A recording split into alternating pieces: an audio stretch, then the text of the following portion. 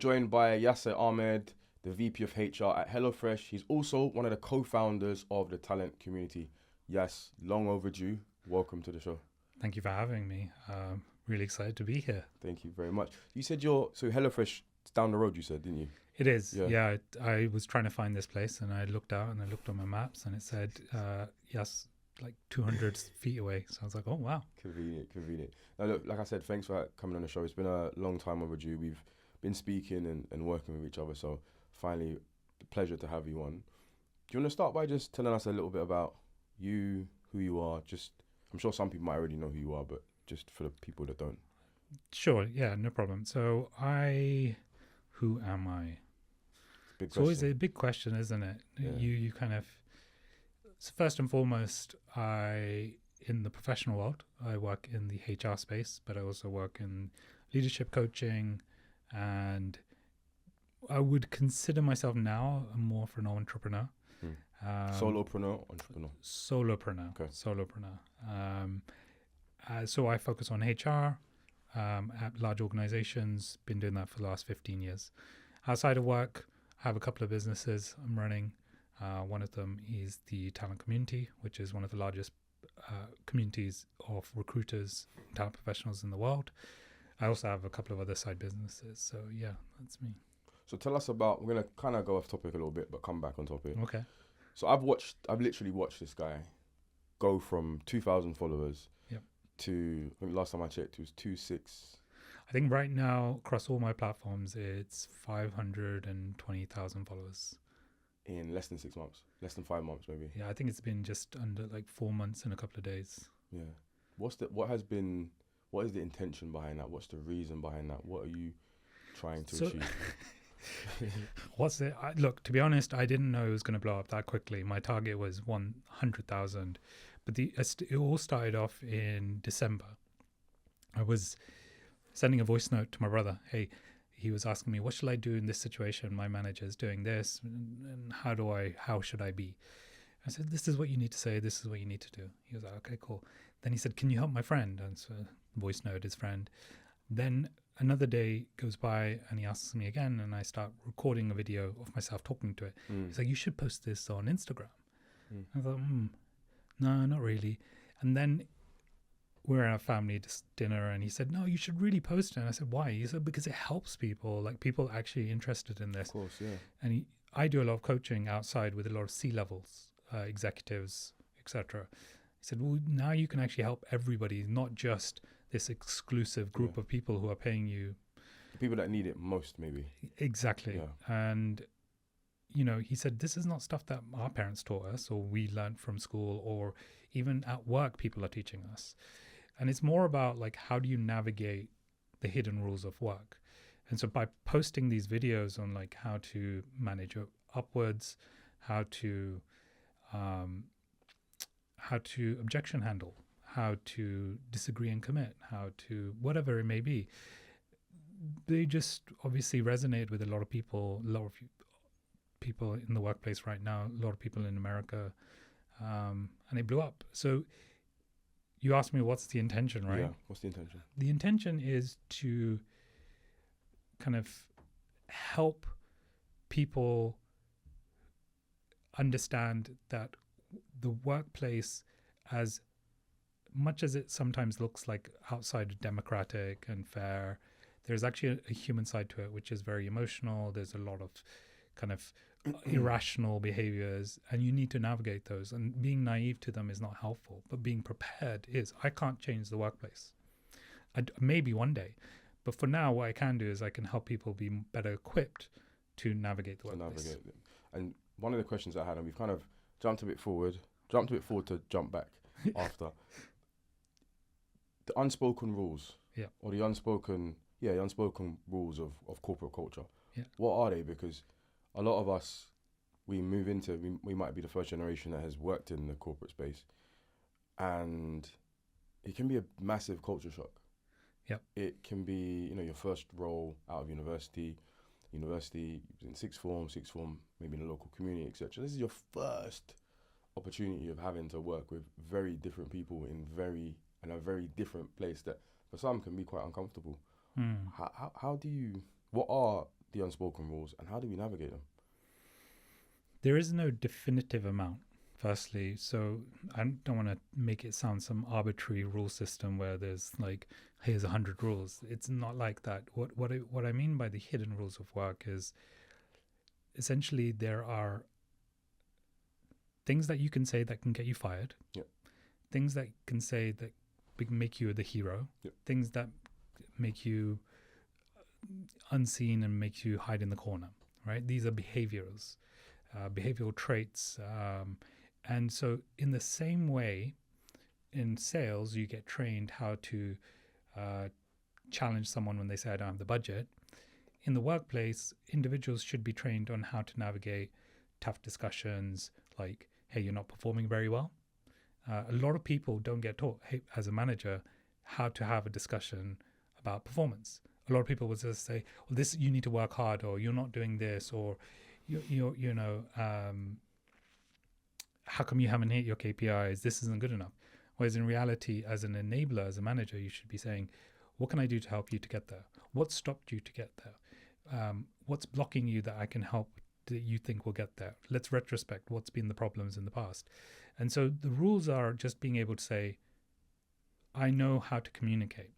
And so the hidden rules of work are mainly focused around communication. Right.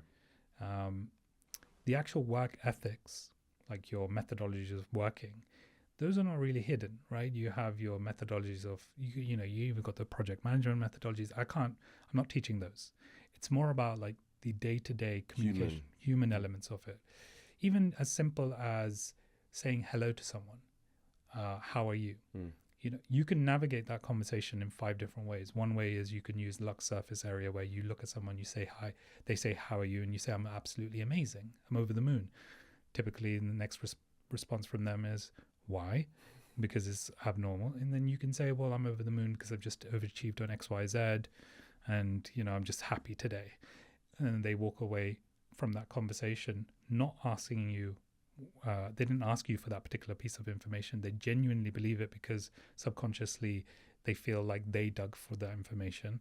And 3, they become a subconscious sponsor for you. So if they go into another room where they're discussing with people and suddenly they're talking about a new opportunity or new project, well, I was speaking to Yaser and he seems over the moon and he's just finished this project. And actually, we need someone like that who's got a good perspective and motivated.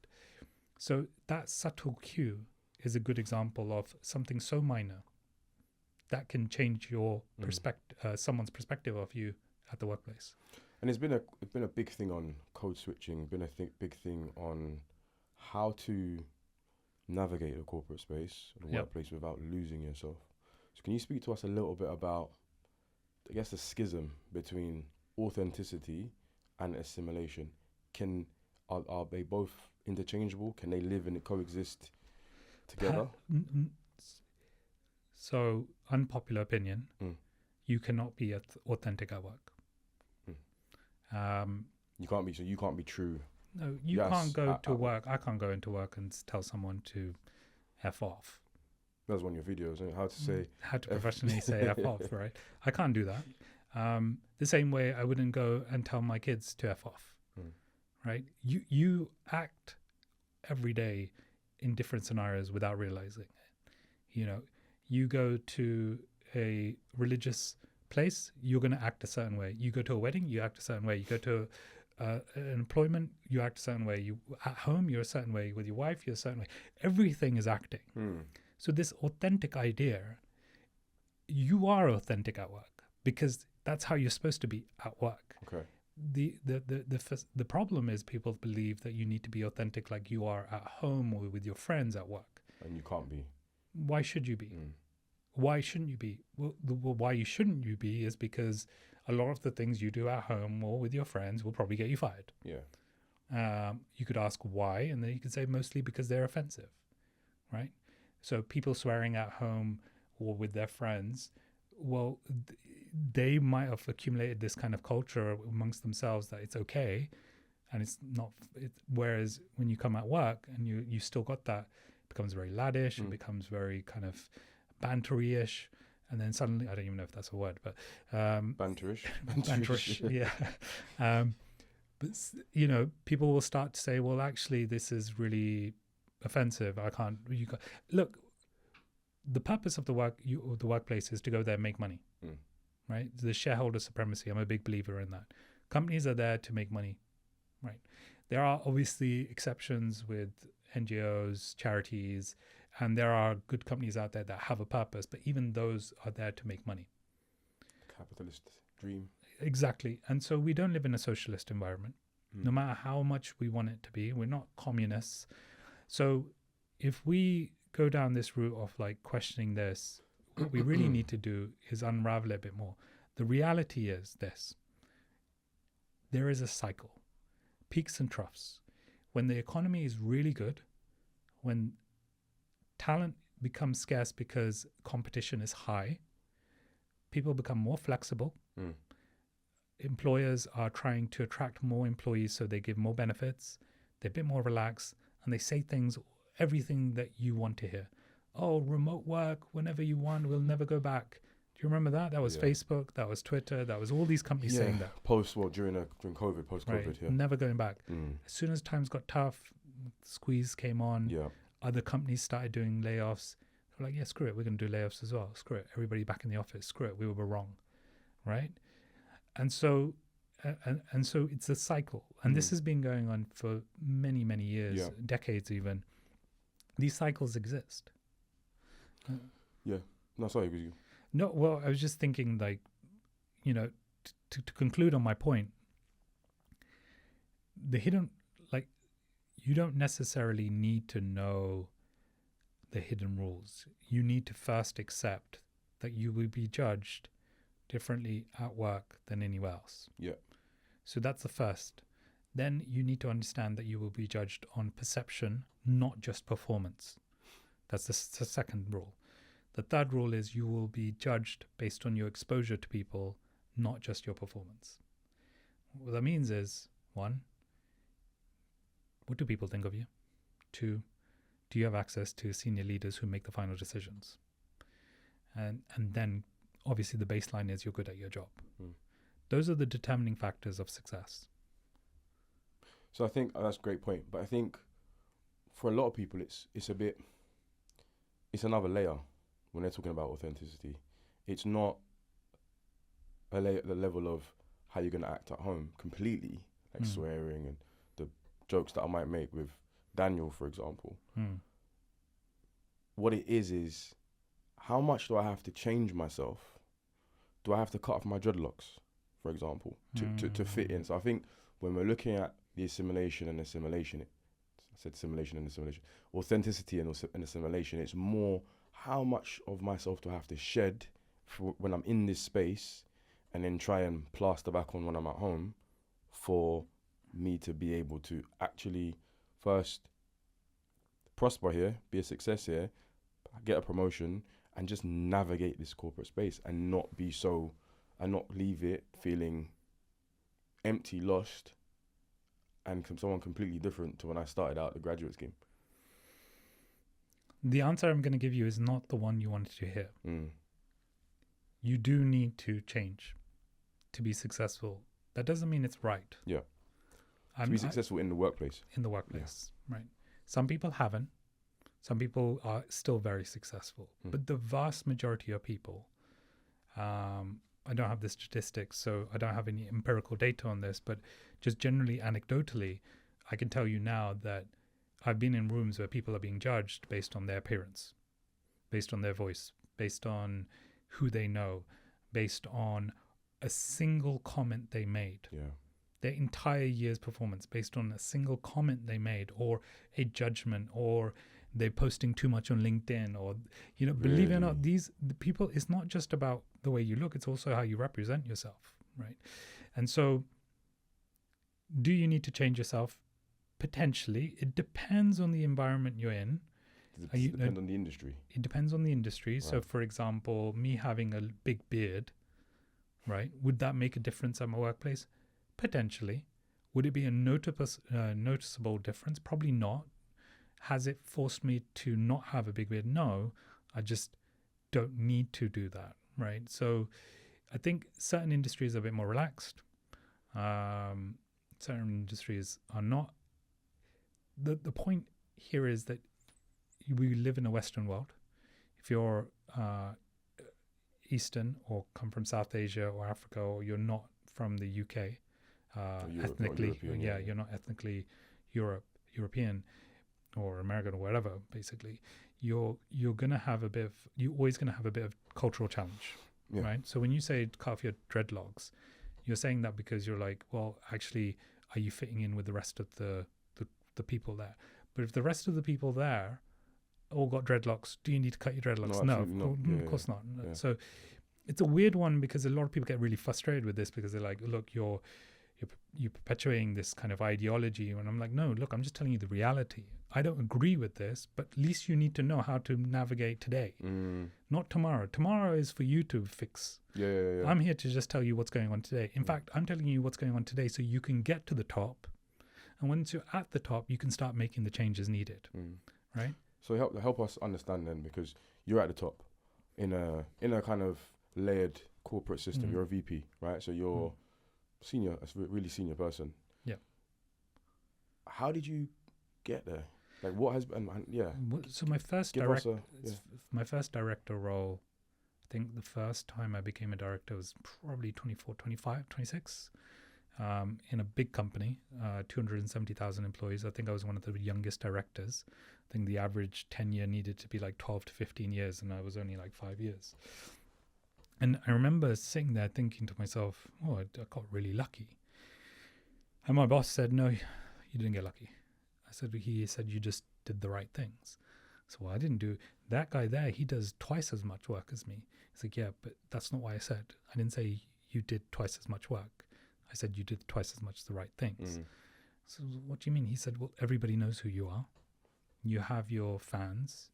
You've achieved above the baseline, which is like 110, 120%. And you also give new ideas that not just affect your work, but everybody else's work. And then I started digging deeper into this because I was like, have I really done this? Have I really done extra work? And it turns out what actually happened is I subconsciously had started to build really good relationships with all the VPs, SVPs, and everything. So when it came to appraisal time, or when it came to kind of promotion time, a lot of people were saying, well, how come you haven't considered Yaser? Even though I wasn't even in consideration. My performance wasn't in consideration. But based on my relationships, and they just spoke on my behalf.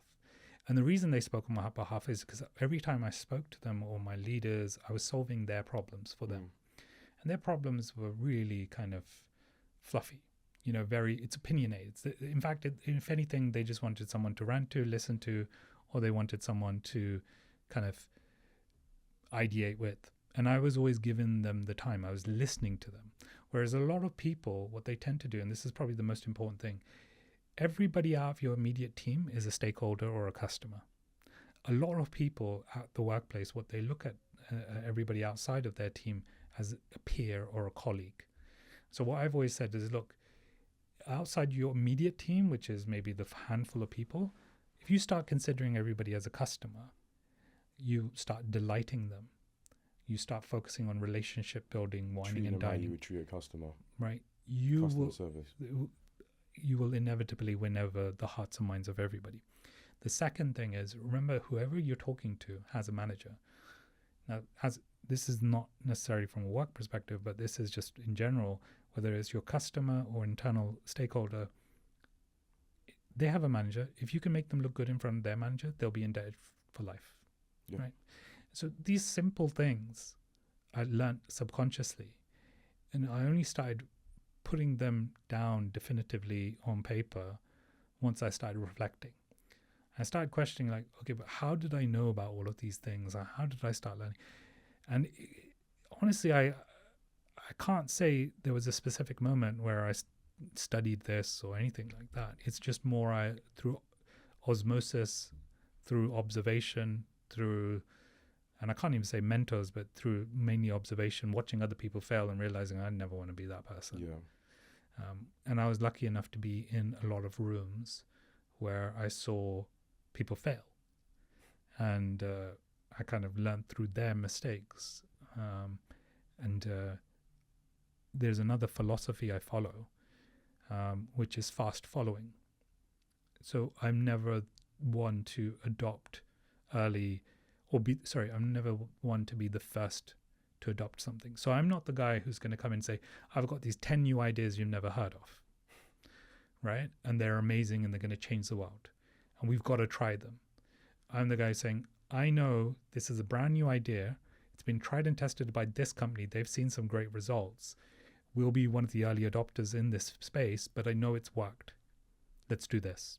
So you go waste your time spending 100 hours trying to figure out what works by trialing all these new tools. I'll just copy and paste and make it better. And that's helped me propel much faster. And I obviously, I'm not saying copy other people's work. I'm saying copy their ideologies, the methodologies, project plans, whatever it may be. But was HR always something that you wanted to get into? Never. No. I love HR. No. So I studied at University of Arts, London. Oh, wicked. What did you study there? Marketing and advertising. Cool. So again, still quite human. I always say that marketing and advertising is a combination of psychology, media studies, and sales.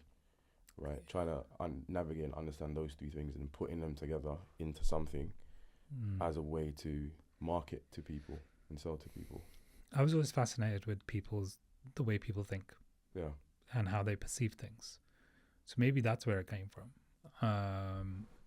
If you get obsessed with solving people's problems, and you get obsessed with the two, solving people's problems and how you communicate, like the most effective way to communicate, those two combined are like invaluable. Match made in heaven, because not only are you've got a good idea, but clearly communicating that good idea is more important than the good idea, because you could have 100 good ideas, but if people don't understand what you're saying, it's pointless.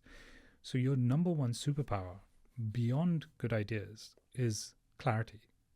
Being able to clearly define an idea, provide clarity, speak with clarity. Maybe I'm not doing a very good job on this podcast, but I mean, like, even just, I'm not saying you need to be an expert on the spot.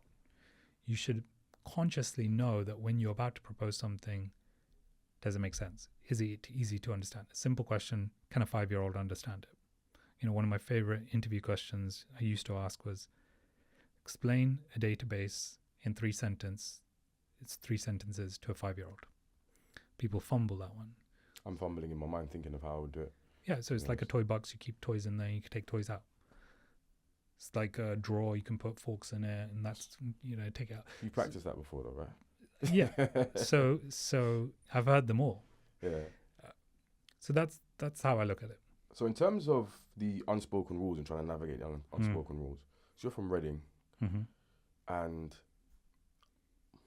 what has been your advice or not advice, but perceptions of language and the use of language and how that relates to social class and then how that is perceived and deemed in those corporate spaces?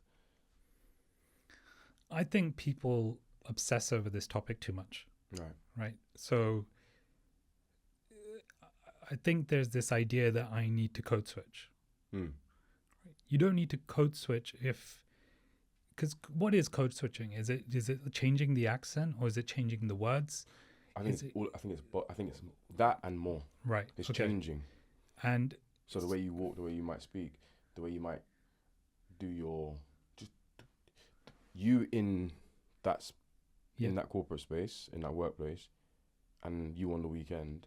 Two totally different people. Okay, fine. Polar universe. So look, firstly, if you're someone who struggles with code switching, don't speak to people. Send them emails, send them Slack messages, right? But you can't do that all the time. But I'm just saying, like, if that's the excuse, and I know that's not what everybody wants to hear, and quite frankly, I don't care, right? You're in an environment where people speak in a certain way. If you don't like it, leave. Now that sounds very harsh, but it's the reality. We work in a, like, not everybody's going to change for you. That's like someone moving from Germany and saying, oh, you got to speak in an English accent. Yeah, of course. Yeah, someone comes from India, you got to speak in an English accent. You know how hard it is to think in English when your first language isn't English? You've got to think and then translate. Right. So do we say to people, hey, by the way, you need to speak a bit faster because, or actually, can you, like if I start using big words and start confusing people, that's not part of the hidden rules of work. The hidden rules of work is I wouldn't go up to someone saying who's not native English speaking saying, do you know what, that email was very didactic. They'd be like, what the hell does didactic mean? Most people don't use the word. Or start saying, oh, this was very caustic. Part of being successful at work is being able to communicate to people that anybody can understand, right? So you don't need to code switch. You just need to speak in a language that everybody can understand. And that's very similar to how you would speak to your family, your elders, to someone in a religious environment, to someone who you're buying a ticket from the train station, from how you speak to your kids. There's no difference. Right. There's a privilege that people have, and they believe that, okay, I've got a, and look, a controversial view. I'm not here for everybody, right? So if you want to believe that you shouldn't need to code switch, I'm sorry to tell you, you probably will still have to. And because popularism is increasing and, racial divides is becoming more of a popular thing, politics is playing a lot into people's minds right now. There's a lot going on in the UK specifically, not even just in the UK, and the US, in the Europe. You've got these, and whether you're right wing, central, left wing, it doesn't really matter. But the point is, these popularist views are leaking into the workplace. And I once said it on a podcast actually a couple of months ago. I said that the workplace is a microcosm of society. Society, whatever happens in society reflects in the workplace. Yep. And that's basically what you're saying now. Yeah. But let me give you a solution, because I know I just kind of became very nihilist there. A little bit. The best way to communicate for someone who doesn't naturally communicate in a corporate tongue is to be very stoic. Okay? So my advice to you is go read Marcus Aurelius' Meditations, go read up on Epictetus or Socrates. Yeah, well, any of the Greek philosophers. Any of the Stoics. And the reason being is because what Stoicism teaches you is, so what? Right? And then when you hear the so what, it's like essentially taking the emotion out of it, you can get back to basics. Your emotion doesn't drive your communication. Whether it's in person, email, you're relaxed. You don't get stressed. You don't fumble the bag. You don't, get stressed about someone's email who says, oh, this is not very good. When someone's shouting, you just look at them. A lot of what I teach is about being able to just think, right? I don't memorize anything. You ask me a question, I'll take my time to answer it. You're in my world. You asked me a question, so I can take my time. Yeah. Right. So this is the basics. And then if you want to take a more advancement of it, there's a lot of AI tools that people can ask and train themselves on, where you just ask it like, what's the alternative of this? Right. I'm not going to pretend I don't use AI. I use AI a lot, even in my emails, to the point where people say, you're much nicer. And on email than in person? Well, no, they say you're much nicer nowadays. What's happened? And I said, well, that's because it's not me writing the emails, right?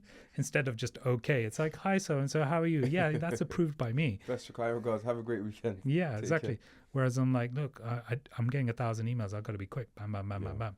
So just resetting your expectations, being a bit more humble is very important. Being extremely stoic is very important. If you're, whether it's stoicism or deeply religious people, I'm deeply religious as an individual, so I can adopt stoicism, I can adopt my faith, Islam, and I kind of look at it and say, well, you know what, there's more to life. Because stoicism is kind of like, so what? Yeah, right? Well, it's more of like a reflection, like what your personal trial and tribulations, that thing that you're stressing over, what is that in the grand scheme of things? Is that... Yeah, most battles don't even happen, they just happen in your head. Yeah. We're our own biggest critic. We make things 10 times worse. Yeah, and just back to your point on Islam. Talk to us through how Islam, you being a Muslim, your faith as a Muslim, has helped you navigate the corporate space. Has it That helped? hasn't helped me. Couldn't navigate. No, if Has it anything, been more of a hindrance? it's been a hindrance for sure, but I would never change it. You know, I'm a very proud Muslim. I advocate for Muslims all around the world. You know, I was once the founder of Muslims in Tech, which had like 3,000 members on Slack. I am the executive sponsor for our Muslims community at HelloFresh. Being a Muslim doesn't dictate how I work. Being a Muslim is just one of the things I follow. And if anything, it's a rule book that I follow that helps me align my values, right? My moral compass is based on Islam. And then out the workplace, I follow the policies, procedures, and just general best practices, stoicism, etc. And so being a Muslim is challenging in the Western world. Yeah, absolutely. Right. I remember I did have a beard at one point. Big one? Decent size. Bigger than mine? Yeah, bit bigger than yours. And no particular reason. Someone, a VP, said to me, "Hey, yes, you should smile more."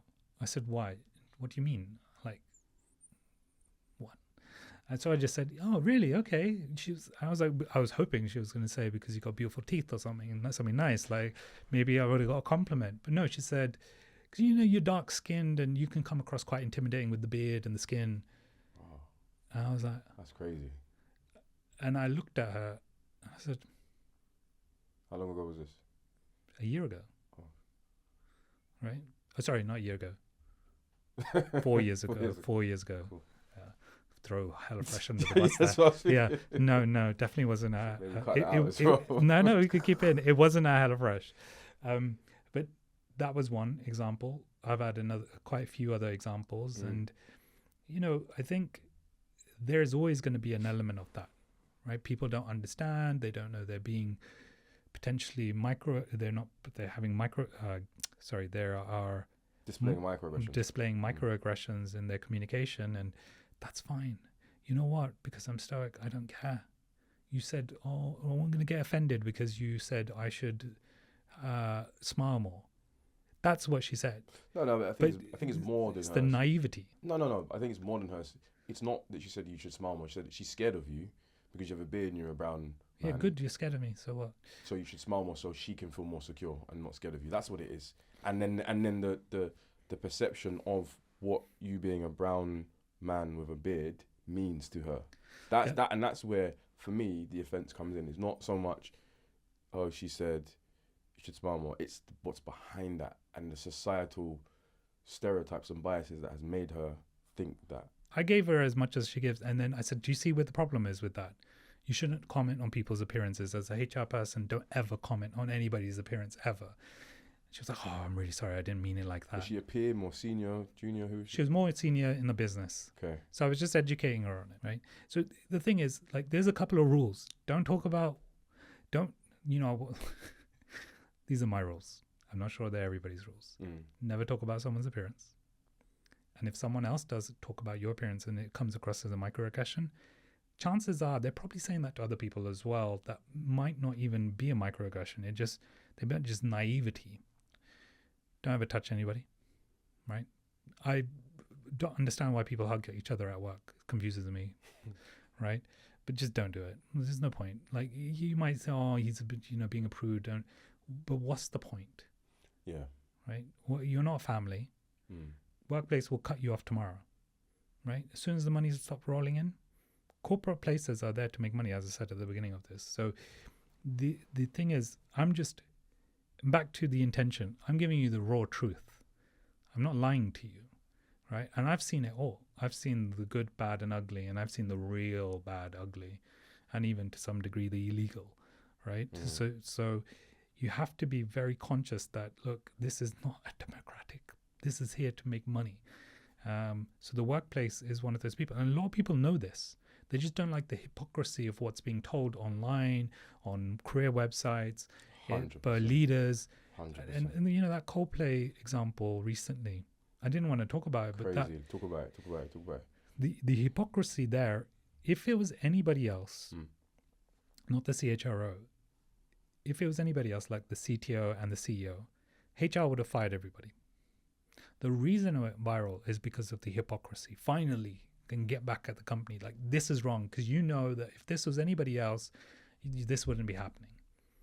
And so that's why it went viral. There's plenty of people who have affairs. Just for the viewers that might not know what you're talking about, what happened? So there was a concert where Coldplay was had a big screen and they were covering the audience. And when they covered parts of the audience, there was a couple that were hugging. And when they realized they were on camera, they quickly kind of awkwardly ran off camera. And the Coldplay kind of jokingly said, oh, they're either really shy or having an affair. And the clip went viral. And it turns out it was a CEO of a very large company and the CHRO. And both of them married and have kids with other people. And so the reason it went viral, as I said, is because one, it was kind of embarrassing. Two, their reaction was poor. And three, it was the hypocrisy. Right? You're having people that are supposed to protect the company, people who are supposed to run the company, not following the rules. And it just kind of, the reason I think it also went viral is because of this elitist mindset that C-level is there just to make the money. Leaders are there. They can act without impunity. They can do whatever they want. But look, leaders get held accountable all the time. Do you think they get held accountable as they need to get held accountable? I think there's a lot of people who don't realize how much leadership does and what it does. I think they don't get enough credit, one. I also think they don't get held accountable enough, yes, two. But I also think a great example of someone who we don't hold accountable as much, probably should be, and it's because of his personal brand, Satya Nadella. Satya Nadella comes across as a loving, caring, smiling person, but he's made hundreds of layoffs, thousands, made a bunch of big mistakes. He's done some really bad things with his employees. But suddenly when you think of him, you think successful CEO. And why is that? Because of all his podcasts, TV shows, his books, his articles, his smiley face. So perception matters. Absolutely. Right? So when people think of good leaders, guess what? He still comes in the top list. Is he a good leader? I'm not sure. The CEO of NVIDIA, he says, I don't believe in one-to-ones. Why do I need to talk to you? If I've got to talk to you, I talk to you in front of everybody. If you made a mistake, I'll tell everybody about your mistake so they can learn as well. Some people would say that's toxic. Yeah. Right.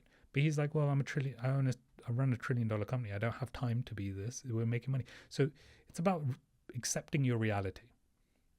Right. And again, like going back to the stoicism, so what? Like you're not there. Like there's this idea, I come to work, they owe me more than just the money that they pay me. Not necessarily. It's quite profound, that statement. Why does it matter? Well, the reason it matters is because I need to pay my mortgage. I'm not getting paid enough, getting taken advantage of. Find another job.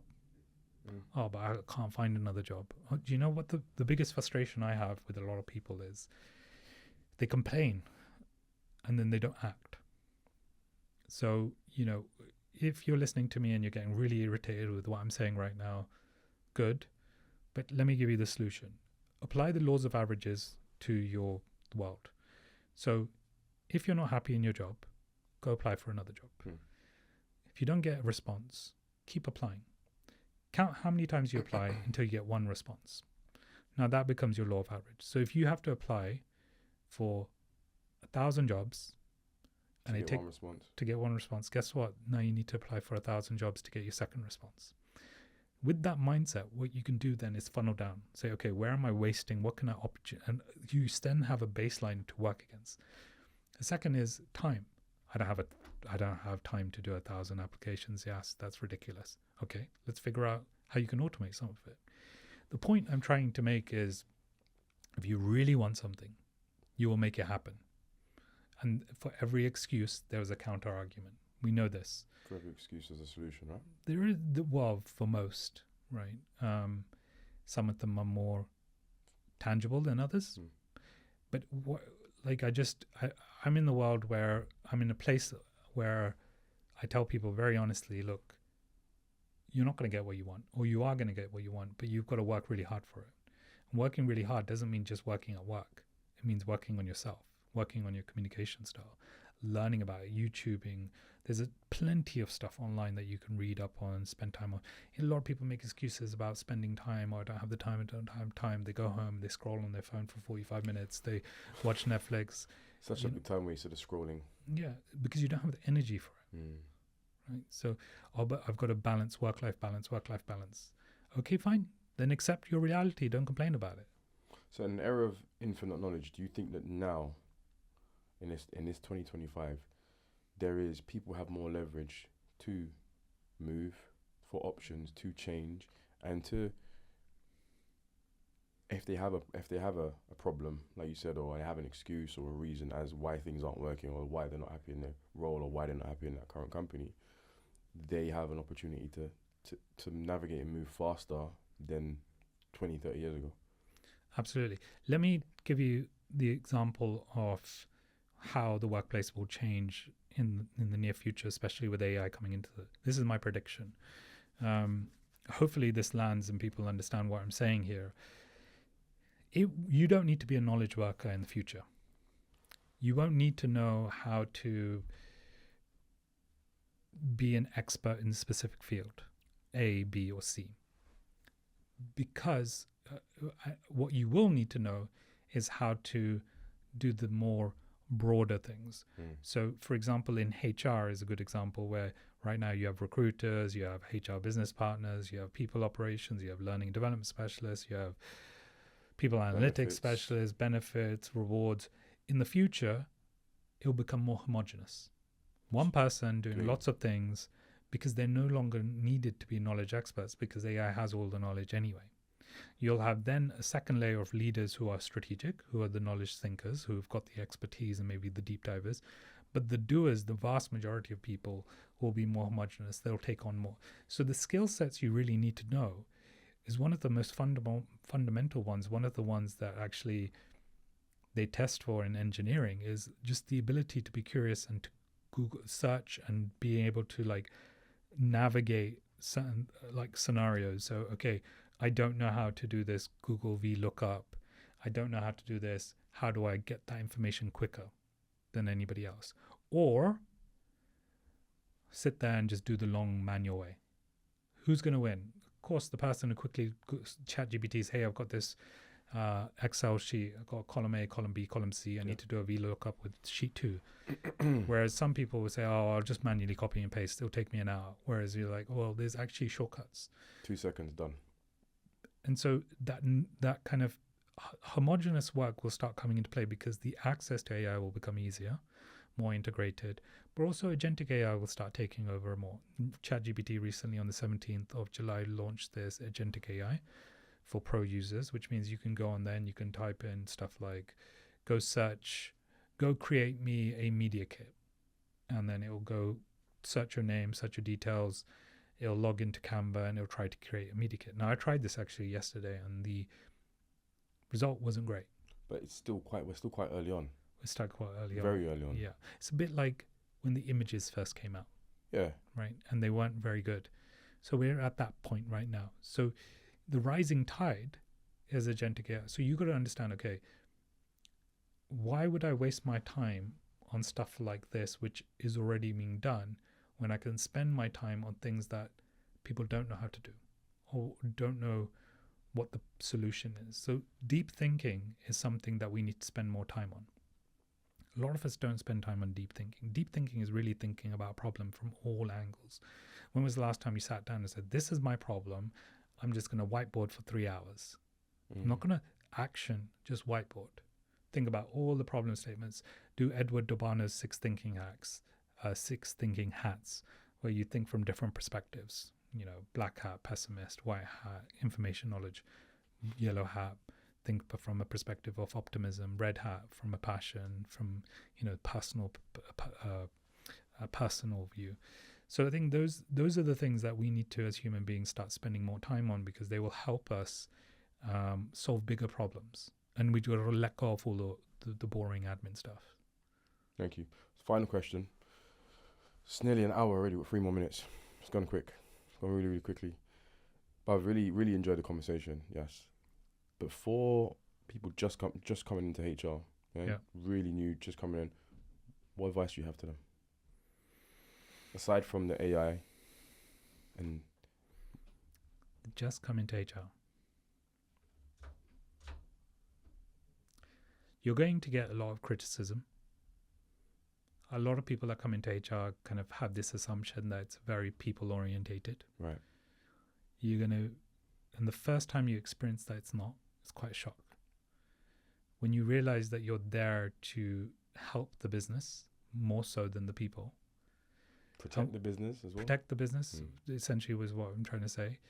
But actually, if you peel back the onion, what it actually translates into is, how do you make your employees as productive as possible, remove the infinite tasks that they have that are kind of admin wastage, and help them navigate management and be a good employee via policies, procedures, reflections, L&D, benefits, whatever. That then funnels into productivity, which then funnels into revenue, which then helps the business. So if you look at it from that perspective, your whole employment will change. The way you look at things will change. And I think that's the first perspective you need to look at. Not, I'm there for the employees. No, you're there to help the employees, but what that means is very different to what you think it means. Yes, really appreciate it. Thank you for your time. Thank you. Thanks a lot. Take care.